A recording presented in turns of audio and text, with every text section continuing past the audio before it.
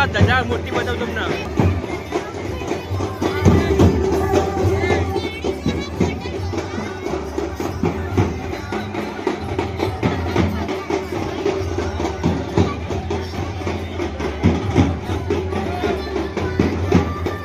દર વખતે કઈ જાય સંઘ આવે ને એટલે ધજા લઈને આવે બધા લોકો. અને આ ધજા અંદર પડશે. આ ધજા કઈ અંદર ઉમિયામાન મંદિરે લોકો લઈને ગોળ ગોળ મંદિરના આજુબાજુ પડશે. બરાબર, હવે આપણે વહીથી નીકળીએ, બહાર જઈએ. આ સંઘ આવી છે અંદર.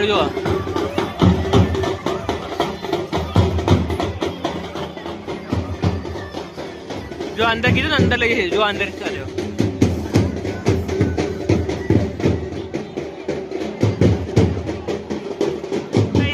અમે ત્યાંથી નીકળીએ ને ઉમિયામાન મંદિરેથી રસ્તામાં ઉભા વિશાલજીનો અંગાત કરવા. જો